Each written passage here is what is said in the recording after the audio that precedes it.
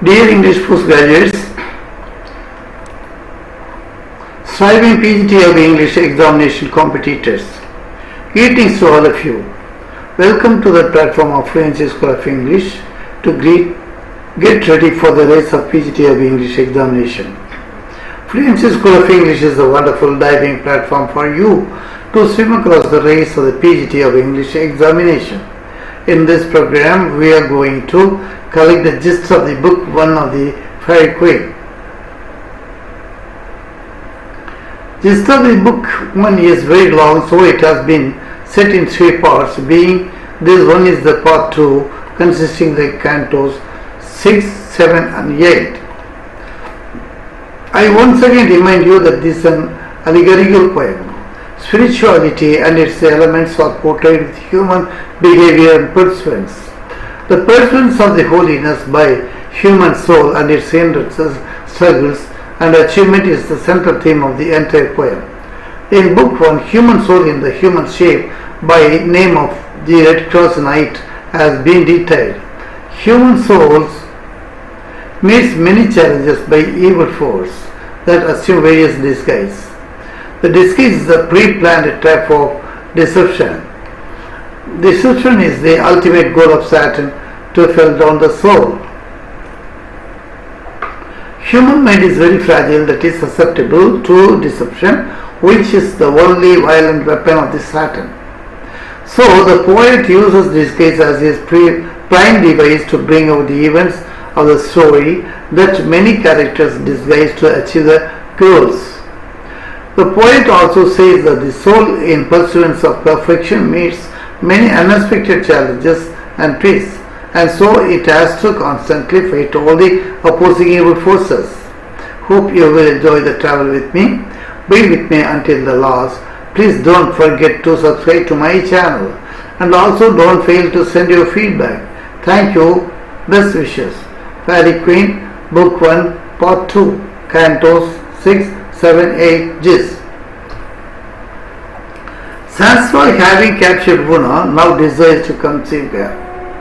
That means he wants to destroy her virginity. She cries out for help.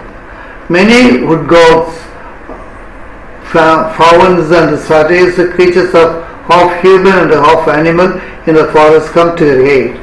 The beasts bow down before Una as if she were a goddess. At this sight, Sansroy is terrified and flees. So a knight comes by, Saturn, born out of Satyr and a human. He pledges to protect Una and goes with her as she continues her journey to find Red Cross. They come across an old man. The old man claims to have seen the Red Cross Knight killed that day by a pagan knight. Una is filled with grief. Saturn wants revenge.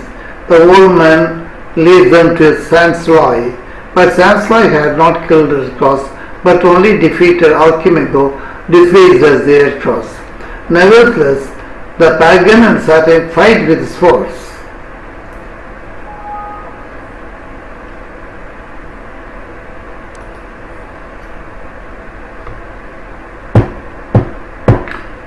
Una slips away while they are fighting.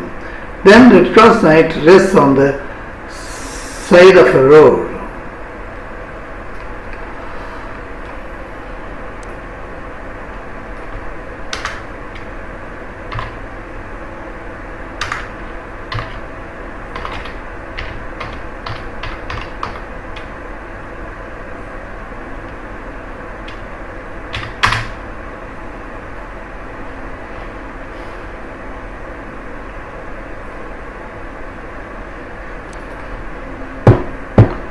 Una slips away while they are fighting.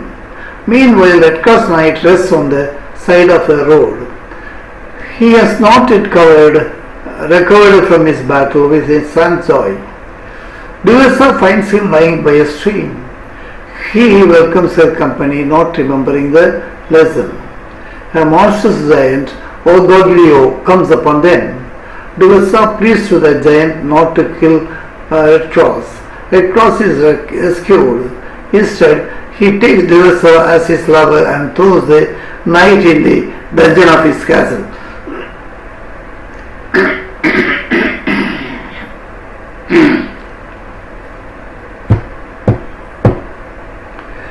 The dwarf, however, manages to escape and going back along the road and meets Una.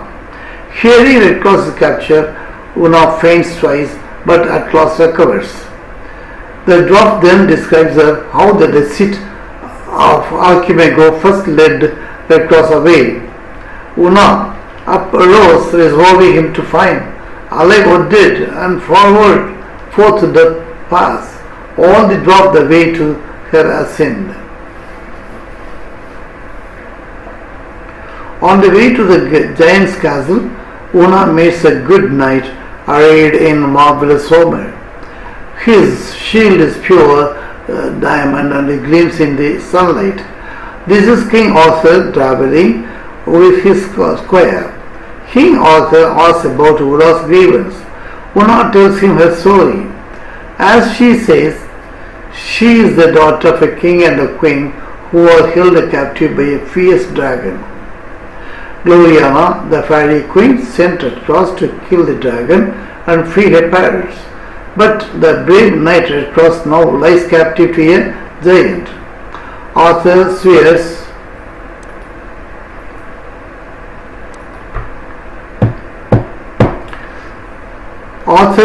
to free Red Cross. Arthur goes with them to the gate of Giant Castle. There he blows his great horn, summoning out Orgoglio.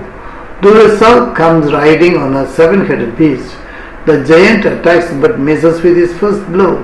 Arthur then hacks off his arm. Meanwhile, the squire tries to hold off the seven-headed beast.